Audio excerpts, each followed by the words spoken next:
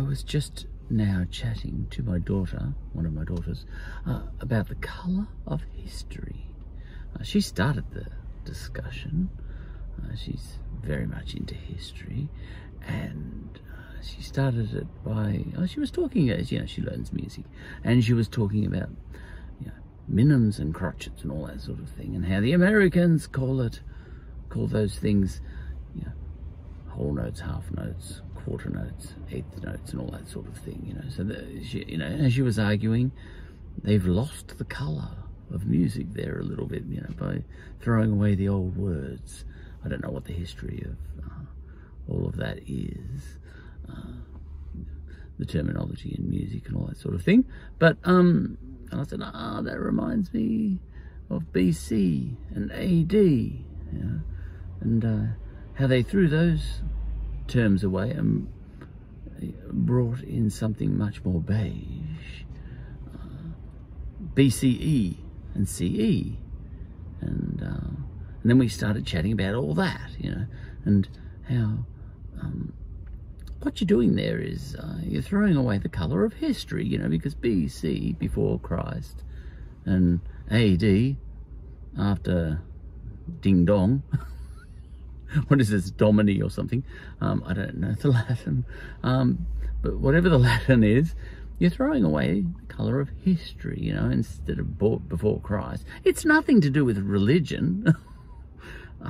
You know, it's just the colour of history. It's, you know, it's just the way the Romans set their calendar and all that sort of stuff. You know, if you say common era, before common era, you're kind of losing the colour of the fact that the Romans created a calendar that swept the world and all that sort of thing, you know, and the colour of the fact that some of the other calendars in the world didn't sweep the world, you know, and all that sort of stuff. And it's nothing to do with, you know, oh, you know, you're offending someone's sensibility because it's a religious, you know, there's a religious overtone to saying things like BC and AD, and makes secular people upset and all that sort of stuff. I'm a secular person, you know, I don't believe in Jesus. He was a bloke who went to the toilet behind juniper bushes, you know. But that's even if he existed. It's in any way, shape, or form, in the way that we kind of it's claimed that he existed. You know, maybe the Jesus we know is just, it came out of all sorts of people's heads, you know? Or he was an amalgamation of about, you know, the sort of prophet that used to stand on the corner, yeah, in Jerusalem back then. There was one on every corner. I know about this because I saw it on The Life of Brian. Now, and we, you know, look, it's almost like if you're going to go to BCE and CE, well, then you really should get rid of January, February, March, you know, all that stuff, you know, because that's after God's too, and call them month 1, month 2, month 3, and all that sort of thing, something like that. I think that during the Enlightenment, actually I know, the French, you know, as part of the French Revolution and all that sort of stuff, they did go to a 10-month year to make it all decimal and all that sort of stuff, and it was kind of, but they even then they added a dash of colour, the French, you know, because they gave each of the months a name. They threw away January, February, March, April, and they made it, and no longer was it 12 months, but it was 10 months, you know. And even the day was divided into, I think, the day became decimal. No longer was it 24 hours a day, but I forget how many hours a day. Was it 10 hours a day or something like that? And so on, or maybe there was 20 hours a day, but it was still 2 lots of 10 or something, I can't remember. So that was more logical, you know, because this 24 hours a day business, and is not that useful anymore, you know. It's about as useful as the old pounds and shillings. You know, it's a pain in the neck.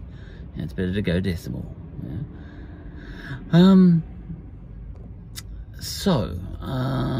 It's a bit strange that they attacked BC and AD and left the Roman gods in the months January, February, March. Even those two Roman gods, Julius and Augustus Caesar. And what are the days of the week? You know, theoretically, they should. Well, did the French during the French Revolution? I think they have 10 days a week. I think they did, and all that sort of thing. It was all they divided it up more logically. They had to still do something about, you know, the fact that the Earth goes around the sun, you know, a year. You can't make that exactly decimal. But still, they were getting something more logical. They were arguably taking the colour of history out. It didn't catch on. I think they forced it through for a while in the French Revolution, this much more logical system. But it didn't stick, you know. You know, they had a couple of extra mini revolutions, and they said, no, let's go back to the 7-day week because we love our weekends and all that sort of stuff, you know.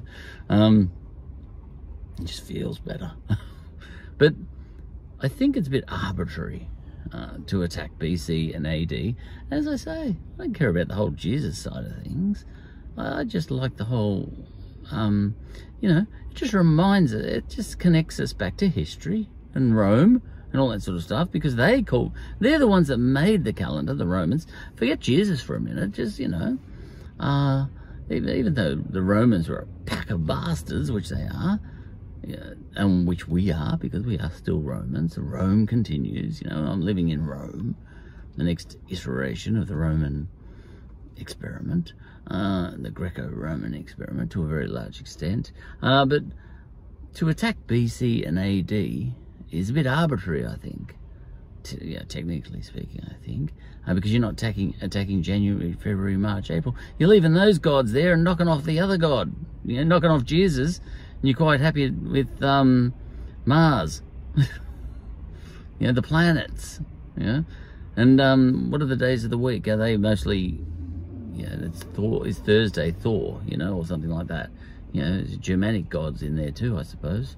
I haven't really thought about which is which and all that sort of stuff. I think the months are mostly Roman and Wednesday, is it Woden or something? I don't know. Saturday, that's Saturn. Now, there's planets and there's gods and there's Romans and there's Valhalla. There's all sorts of things going on.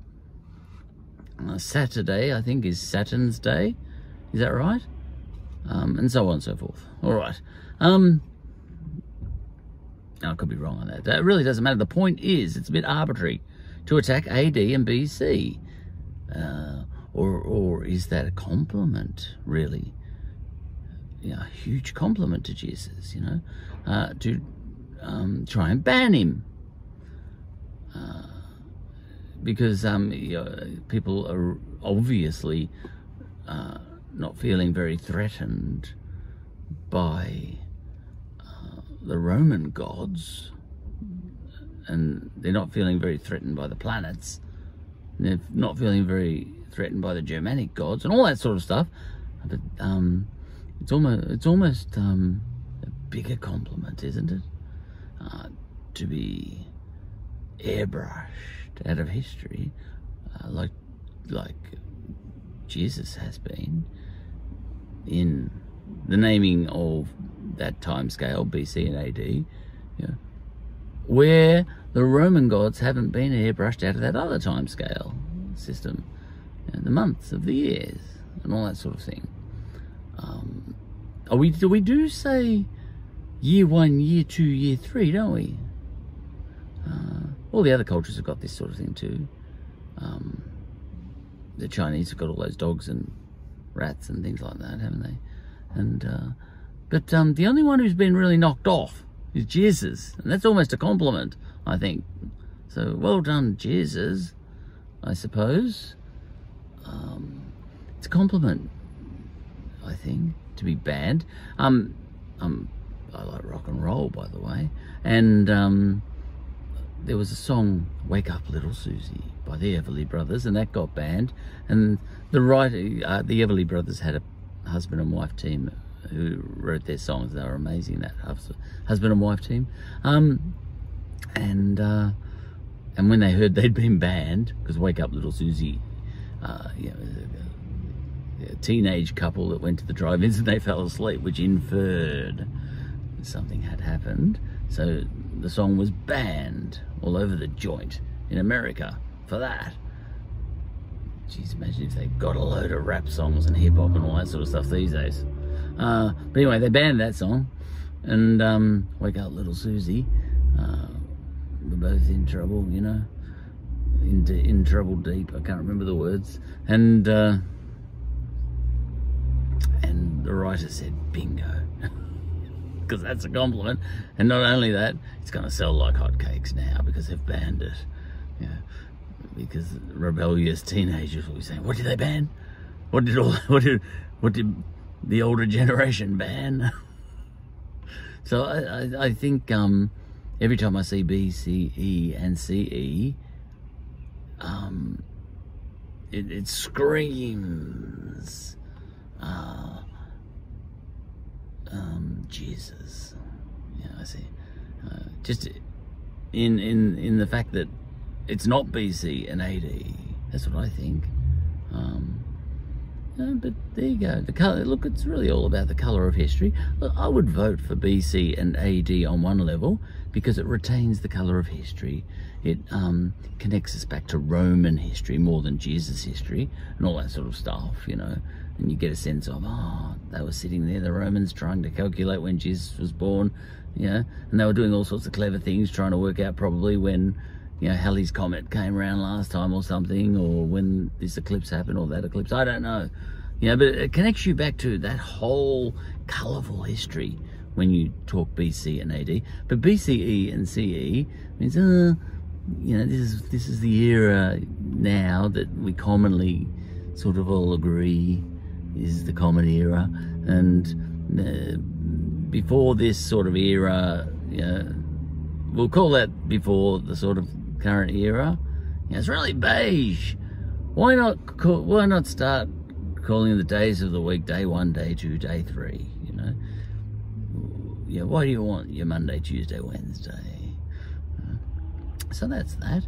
So we made a lot out of a quick discussion of Minims and Crotchets. We did, my daughter and I, as we do.